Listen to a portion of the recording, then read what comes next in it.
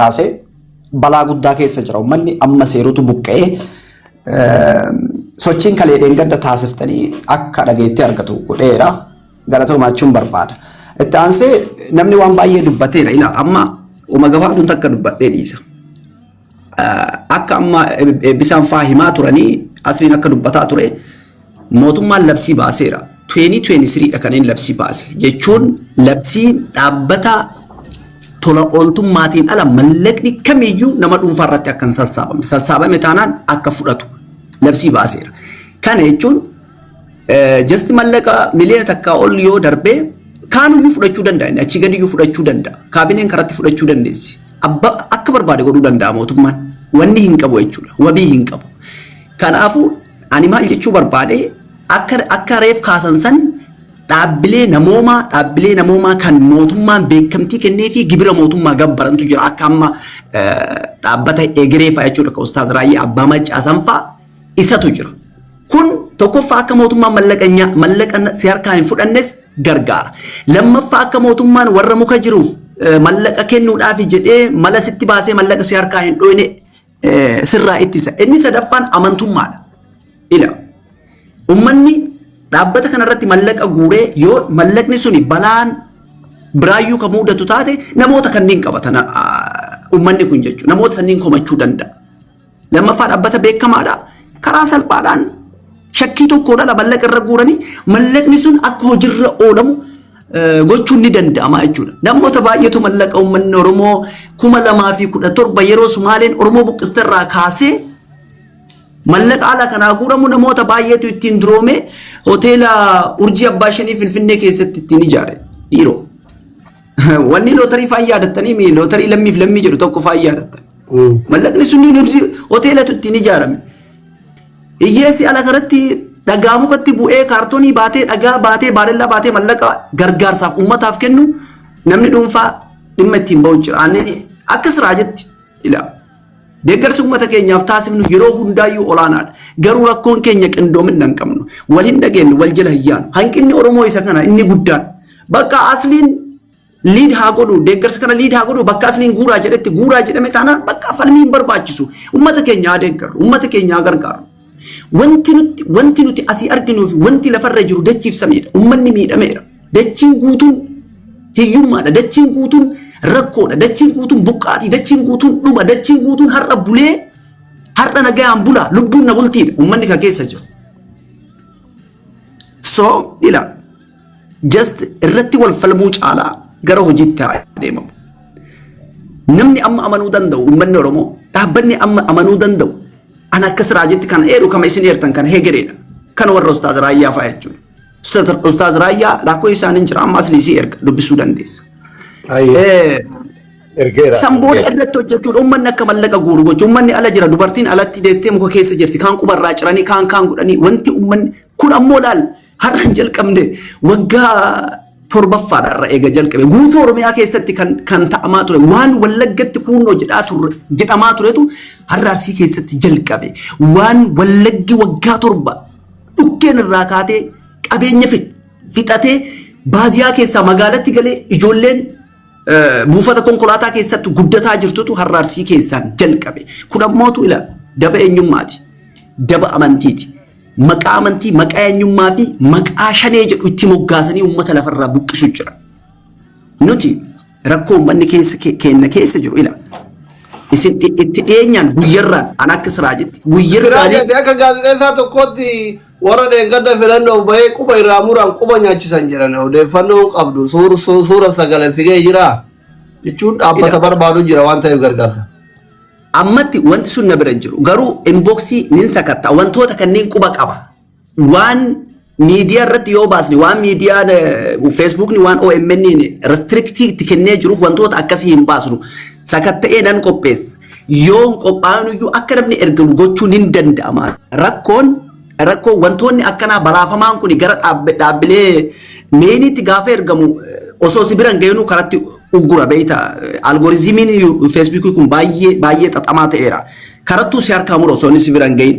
So waan danda'ame hin goona karaa danda'ame ni barbaadna. Dhaabbileen namoomaa yaa wantoota akkanaa kanneen ni barbaadani. So waan danda'ame hundaanii uummata keenya akka gargaarru asli yaada namarraa baay'istee yoo ati yaada fuutee martinuu karaa garaagaraa jedha waan taateef hooggansa barbaada uummanni. Amma nama fakkeenya nama kuma torba jalatu ajjala jiraame namni kun hooggansa barbaada. Kallattii kanaan deema itti cabsu hooggansa jechuun nama itti cabsee ittiin deeme.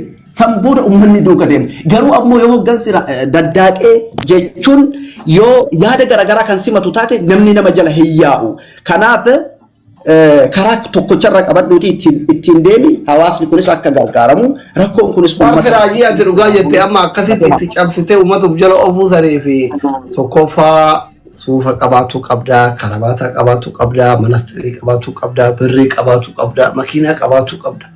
Rifuujii gaafa taatu gaafa suufa qabne karabaata hin qabne hiyyeessa taate hizbi aysama maal sirraa sodaata akkuma qosatti akka miira keessaa baatu fi kan haggannu qabe. Amma diyaaspooraan kun osoo akka ani hogganu barbaade ani imaammas sixxeeti gadi miti sira qarxas keessaa baasuu qaba rakkoo keessa sagalee taachuuf rakkoo miti dhugaa jette. Ammatti Iliyaas atillee as jirta dhageette maayin faallee as jala jiranii namoota xiqqoo hangafuu as jala waan jiruuf hin galchini.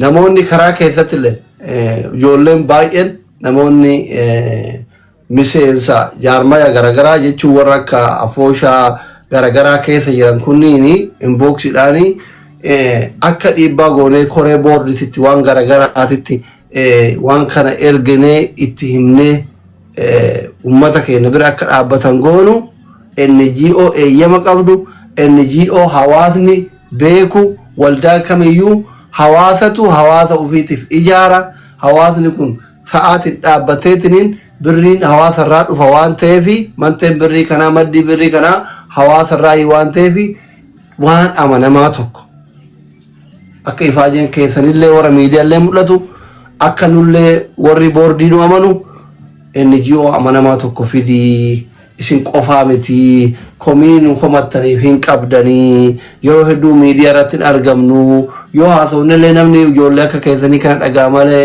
nun dhagayuu ibsallee baasuu hin wallaallee komii keessan fudhannee waan qabatamaa fidaa waan naan jedhe adda durummaan amma waan ijoollee waan kana barreessan keessa ijoollee miseensota waldaa sikkoomandooti warra Minneapolis kana jiran hedduun na barreessaa ture waan ta'eef. Kanaaf amma koomentii kana jallee udda oseenne baay'inaan ustaazota maqaadhaa jiran ustaaz Raayyaa Abbaa Maccaa, ustaaz Ibsaa akkas jedhaa jiranii sirkii ustaaz Ibsaa hin qabaa kan ustaaz Raayyaa Siraayisii erga jedhe kaanas hin qabaa in dubbifnaa boru Jum'aa yoo har'a biizii ta'ellee guyyaa Jum'aa kana gidama isaan salaatuuf qophaa'an yeroo isaan waan dubbifnaa sabtii isin beeksifnaa torbaan dhufu keessa guyyaa qabannee gargaarsa halkan sadii goona jechuudha. Guyyaa tokko mana makiyoo goona, guyyaa tokko mana kiyyoo goona, guyyaa tokko mana faaxee goona, afuraffaan warra bashee manni mubaarak illee hin jira. Ijoolleen akka irratti hirmaatan akka nama viidiyoo hojjetan goona. Agasitti ijoolleen naannoo sanii dhalattanillee dhalattoonni naannoo sanii waan duraan gootaniif galatooma. Hagasittillee waan dandeettan godha. Kun dirqama eenyummaati. Hawaasni fagoof isin laaluu fi obboleewwan keessan fagoof kaluu jiran immoo irra hedduun dhugaa dubbachuu yoo ta'e gargaarsa keessatti namni akkaataa hedduutti nama gargaara. Tokko quuqama uumanitii namummaatiif nama gargaara. Tokko rabbiif jecha sadaqata. Tokko nama saalfatee nama kana hin hooggansu jedhee nama gargaara. Waan kana kee wal hunda walitti mootu kan waliin nu qabu maanni nama namni hawaasni miidiyaa kanatti beeku. Ka akka abbaatitti laalu fiduu qabdaa jechuun evidensii namni hundi amanuu fi jaalatu yoo fiddee akkaawuntii achi jetteen waan wayyaa waan uummata kana itichuu waan uummata kana gadhaabu argatta. Akkasii malee nuti jibbaa ganda kamiituu hin qabnu jibbaa nama kamiituu hin qabnu tuffii nama kamillee hin qabnu sinii gala miti an akka mataa kiyyaatitti nama kamuu. Sitti galte hadha galteen tun hadha uummata arsiititti galte. Akka nama waliin dhaabbannu Oromoon cufni sun waliin dhaabbachuu qaban galtee nutti galte kana akkamiin ofirraa galchinaa sunsi qabdi. Kaman nama bulchuun jirullee kabiyya bulchuun jirullee nama akka keetiiti. Si jechoo abbaa feete bulchuu dandeetta atuu bulchaadha nama mari'achuun qabdu waan kana itti deemuu qabda. Si waliin jirra rabbi si waliin jira si waliin dhaabbannaa sheekolee gurguddoo ni qabnaa akka shee Baabbaa Riyaad fa'a warroota kanneen waliin Sheikh Abdul Salam an nambara isani qaba. Sheikh Kole Gurdo nambara nam takka raya in qabu male Sheikh Abdul Salam nama kanin ibsa ni qaba. Jarafa walitti da gruppi hida waan kana beesisa tolchaadha. Beesini tolfamu qaba akka gizee geemi taphataniititti guyyaa akkana jedha. Beesisa namni hundinuu tolfamu qaba waan kana akka sirra taadeemnu jedha. Yoo mallaqaanillee yoo giftiillee taate yoo mallaqallee taate gargaarsi guddaan godhamuu qaba. Galteen tun nu galte ummata Arsiititti galte hadha. Akka kaleen teessi dhukkubaa si argu jirra asirratti. Kaleen teessi dhukkubaa nama waliin dhaabbattu namnillee hadha si waliin dhaabbachuu qaba jechuudha. Kana siin jedha dhiifama. Ulfaadha. Siraa dubbadhu siraa sabaa. Gaazexeessaan Oromoon qabdu guddaa as keessa jira. Assalaamu alaikum warahmatullahi wabarakatuh. Waalaikum salaam warahmatullahi wabarakatuh. Jalqaba irratti hojii taasisaa artaniif ulfaadhaa galatooma jechuu barbaada. Dhiibbaa uumtaniin dhageettii argateera uummanni keenya almost ji'a tokko oliif jechuun ni danda'ama erga rakkoon kun uummata galee asa korraa